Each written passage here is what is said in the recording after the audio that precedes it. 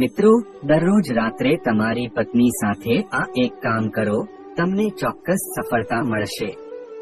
તમને અમીર બનતા કોઈ રોકી શકશે નહીં. તમારા ઘરમાં દેવી લક્ષ્મીનો વાસ થશે અને તમારા ઘરમાંથી દરેક સંકટ દૂર થઈ જશે અને તમે જલ્દી જ કરોડોની સંપત્તિ તરફ આકર્ષિત થશો. આ સાથે જ આ વિડીયોમાં અમે એવી 5 બાબતો વિશે જાણીશું જે તમારે ક્યારેક રાત્રે કરવી પડી શકે છે. અને અમુક કામ એવા છે જે ન કરવા જોઈએ. મહાલક્ષ્મી ક્રોધિત થઈને આવા ઘર છોડી દે છે અને પછી તમને બરબાદ થતા કોઈ નહીં રોકી શકે. તો સંપૂર્ણ માહિતી માટે આ વિડીયો અંત સુધી જોજો, કારણ કે અધૂરી માહિતી ઝેર સમાન છે. મિત્રો, વિડીયો શરૂ કરતા પહેલા અમારી ચેનલને સબસ્ક્રાઇબ કરો. મિત્રો, આપણો દિવસ સૂર્યોદયથી શરૂ થાય છે અને સાંજની શરૂઆત સૂર્યાસ્તથી થાય છે. સૂર્યોદય અને સૂર્યાસ્ત એ દિવસ અને રાત્રિનો સંગમ સમય માનવામાં આવે છે. મિત્રો, એટલા માટે શાસ્ત્રોમાં આ સમયને ખૂબ જ મહત્વપૂર્ણ માનવામાં આવે છે. શાસ્ત્રોમાં કહેવામાં આવ્યું છે કે સૂર્યાસ્ત પછી કોઈ કામ કરવું તે લોકો માટે શુભ માનવામાં આવતું નથી. ઘણા ઘરોમાં વાસ્તુ દોષના કારણે પણ પ્રગતિ થતી નથી. શક્ય છે કે જ્યોતિષ શાસ્ત્ર અનુસાર કેટલાક એવા કામ હોય છે જે ઘરની મહિલાઓએ ક્યારે પણ રાતના સમયે ન કરવા જોઈએ. ઉલટું તેનાથી ઘરમાં ગરીબી આવે છે.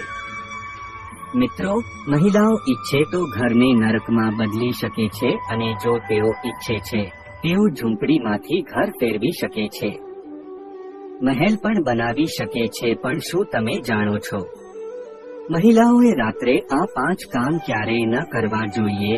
ઉલટું તેનાથી ઘરમાં દરિદ્રતા આવે છે. મિત્રો, મારા પર વિશ્વાસ કરો, જો કોઈ મહિલા રાત્રે આ 5 કામ ઘરમાં કરે છે તો તેના ઘરમાં ગરીબી ચોક્કસથી આવશે અને ઘર કંગાળ બની જશે. જો એવું થતું જણાય તો ચાલો જાણીએ એવા ક્યાં કામ છે જે ક્યારે રાત્રે ન કરવા જોઈએ, અને સાથે જ હું તમને જણાવીશ કે એવું કયું ગુપ્ત કામ છે જે પતિએ પત્ની સાથે રાત્રે જ કરવું જોઈએ. મિત્રો, જો તમે પણ સનાતન ધર્મમાં માનતા હોવ તો મારી એક વિનંતી છે, તમે આ વિડીયોને લાઈક કરો. ઘણા લોકો સમયના અભાવે અથવા કપડાનો રંગ ફિક્કો પડી જવાના ડરથી રાત્રે કપડાં ફેલાવે છે, પરંતુ આમ કરવું એક પ્રકારનો વાસ્તુ દોષ છે. એવું માનવામાં આવે છે કે નકારાત્મક શક્તિઓ રાત્રિના સમયે હવામાં ભ્રમણ કરે છે અને તેમના પ્રભાવથી નકારાત્મક શક્તિઓ તમારા શરીરમાં પ્રવેશ કરે છે. આથી તમારે રાત્રે આ ભૂલ ન કરવી જોઈએ. તેમજ ઘણા લોકોને રાત્રે હેઠા વાસણો રાખીને સૂવાની આદત હોય છે, પરંતુ આમ કરવાથી માતા અન્નપૂર્ણા ક્રોધિત થઈ જાય છે. આનાથી ઘરમાં ગરીબી આવી શકે છે, તેથી રાત્રે જ સૂઈ જાય છે. વ્યક્તિએ વાસણો સાફ કર્યા પછી સૂવું જોઈએ. વ્યક્તિએ પડેલા વાસણો છોડવા જોઈએ નહીં. મિત્રો, નંબર 2, ઘણા લોકો રાત્રે સૂતી વખતે અને જમણી બાજુએ તેમના જૂતા અને ચપ્પલ બેડની નીચે રાખે છે, જ્યારે આ બિલકુલ ખોટું છે. આવું કરવાથી ઘરમાં અશાંતિ આવી શકે છે, માનસિક બીમારી પણ થઈ શકે છે.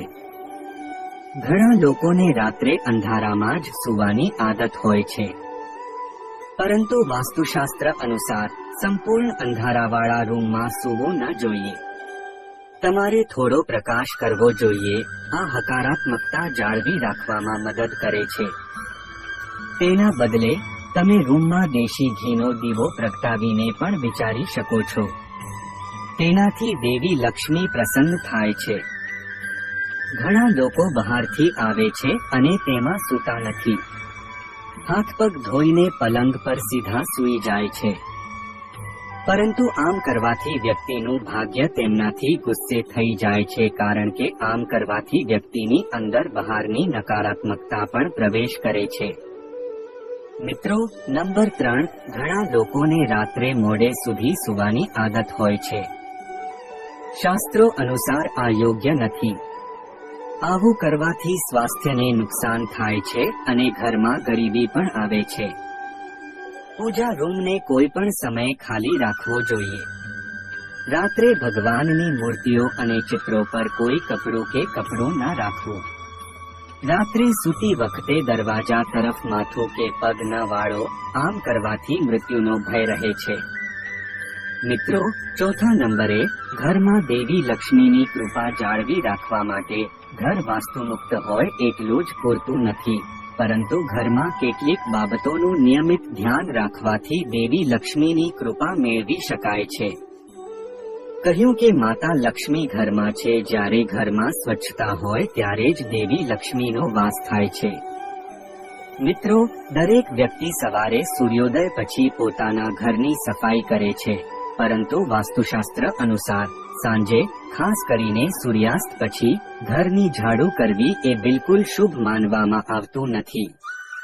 વાસ્તુશાસ્ત્ર અનુસાર સવારે ઘર સાફ કરવું શ્રેષ્ઠ માનવામાં આવે છે, પરંતુ જો કોઈ મજબૂરીને કારણે તમારે આવું કરવું પડતું હોય તો રાત્રે ઘરની બહાર કચરો ન ફેંકો, સવારે સાફ કર્યા પછી જ ફેંકી દો. આટલું જ નહીં, વાસ્તુ અનુસાર સાવરણી પકડવાની સાચી રીત અને દિશા છે. વાસ્તુ અનુસાર ઘરની સાવરણીને હંમેશા સફેદ દોરાથી બાંધીને રાખવી જોઈએ. યાદ રાખો, આમ ન કરવાથી ધનની હાનિ થાય છે.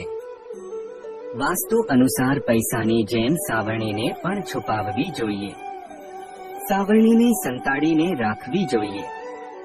સાવરણી રાખવાની સાચી દિશા દક્ષિણ છે. આમ કરવાથી ઘરમાં સુખ શાંતિ રહે છે અને ગરીબી આવતી નથી. રાત્રે ઘરના મુખ્ય દ્વારની બહાર સાવરણી રાખવી ખૂબ જ ફાયદાકારક માનવામાં આવે છે. તેને મુખ્ય દરવાજાની અંદર રાખો અને સવારે સૌથી પહેલા મુખ્ય દરવાજો સાફ કરો. એવું કહેવાય છે કે રાત્રે આવી જગ્યાએ સાવરણી રાખવાથી નકારાત્મક શક્તિઓ ઘરમાં પ્રવેશતી નથી. જ્યાં ભોજન કરવામાં આવે છે ત્યાં પણ સાવરણી ન રાખવી જોઈએ. ભોજન સ્થાન પર માતા અન્નપૂર્ણાનો વાસ હોય છે. આવા સ્થળે સાવરણી રાખવાથી પરિવારના સભ્યોનું સ્વાસ્થ્ય બગડવા લાગે છે. ચાલો હવે જાણીએ પાંચમી વસ્તુ જે તમારે રાત્રે ન કરવી જોઈએ. મિત્રો, તમારા ઘરના આંગણામાં તુલસીનો છોડ હોવો જોઈએ. ઘરમાં તુલસી રાખવી ખૂબ જ શુભ માનવામાં આવે છે, પરંતુ સૂર્યાસ્ત પછી તુલસીના છોડને સ્પર્શ ન કરવો જોઈએ અને તેને પાણી પીવડાવવું જોઈએ નહીં. તેનાથી દેવી લક્ષ્મી ક્રોધિત થશે. સંપત્તિ અને સુખ અને સમૃદ્ધિ ઘરમાંથી દૂર જાય છે. જ્યારે સૂર્યાસ્ત થઈ રહ્યો હોય ત્યારે વ્યક્તિએ ક્યારે સૂવું કે ખાવું ન જોઈએ. આનાથી માત્ર પૈસાની ખોટ જ નથી થતી, પરંતુ સ્વાસ્થ્ય સંબંધી સમસ્યાઓ પણ થાય છે. સૂર્યાસ્ત સમયે તમારા વાળ કાપવા કે મુંડન ન કરવા. ઘણા લોકો સૂર્યાસ્ત પછી વાળ કપાવે છે કે મુંડન કરાવે છે, જે બિલકુલ ન કરવા જોઈએ. આવું કરવાથી જીવન પર નકારાત્મક અસર પડે છે અને ધનનું નુકસાન પણ થવા લાગે છે. આ સાથે તમારે ક્યારેય પણ રાત્રે નખ ન કાપવા જોઈએ, નહીં તો નખ કાપનાર વ્યક્તિ પર નકારાત્મક અસર પડે છે. મિત્રો, આ એવા કામ હતા જે રાત્રે ન કરવા જોઈએ, પરંતુ મિત્રો, કેટલાક એવા કામ છે જે કોઈ વ્યક્તિએ ન કરવા જોઈએ. રાત્રે સ્ત્રી એક સાથે કામ કરીને વ્યક્તિને સફળતા હાંસલ કરવામાં કંઈ પણ રોકતું નથી. આચાર્ય ચાણક્ય એક મહાન વિદ્વાન હતા. તેમની નીતિઓના આધારે તેમણે ચંદ્રગુપ્ત મૌર્યની રાજાના સિંહાસન પર બેસાડ્યા હતા. જો તમારે સફળ થવું હોય તો તમારે રાત્રે તમારી પત્ની સાથે આચાર્ય ચાણક્ય દ્વારા કહેવામાં આવેલ આ કાર્ય અવશ્ય કરવું. ચાણક્ય નીતિ અનુસાર જો તમે આ કામ તમારી પત્ની સાથે રાત્રે કરો છો તો તમે પણ જલ્દી જ અમીર વ્યક્તિ બની જશો. પરંતુ યાદ રાખો, આચાર્યજીએ એમ પણ કહ્યું છે કે જો તમે તમારી પત્ની સાથે રાત્રે આ કામ કરો છો તો તમારે ક્યારેય બીજાને કહેવું જોઈએ નહીં તો તમે બરબાદ થઈ શકો છો. મિત્રો, આપણા હિન્દુ ધર્મ અને શાસ્ત્રોમાં મહિલાઓને દેવી સમાન માનવામાં આવે છે અને ઘણી જગ્યાએ મહિલાઓની પૂજા પણ કરવામાં આવે છે. આચાર્ય ચાણક્યના જણાવ્યા અનુસાર રાત્રે સૂતી વખતે પતિએ પોતાની પત્નીને નિખાલસ પ્રેમ કરવો જોઈએ. જો કોઈ અંતર ન હોવું જોઈએ તો પતિ અને પત્ની જો કોઈ મતભેદ હોય તો પણ રાતના સમયે બધી અણબનાવનું નિવારણ કરો. તમારા સંબંધોને સારી રીતે જાળવી રાખો અને તમારા સંબંધોને વધુ મજબૂત બનાવો. આવા લોકો પર હંમેશા દેવી લક્ષ્મીની કૃપા રહે છે. જે ઘરોમાં પતિ પત્ની સૂતી વખતે એકબીજાને પ્રેમ કરે છે, આવા ઘર સ્વર્ગ સમાન ગણાય છે. આવા ઘરોને અમીર બનતા કોઈ રોકી શકતું નથી. પરંતુ યાદ રાખો કે આચાર્ય ચાણક્ય કહે છે કે બેડરૂમમાં વિતાવેલી પળોને ક્યારે કોઈની સામે શેર કરવી જોઈએ નહીં.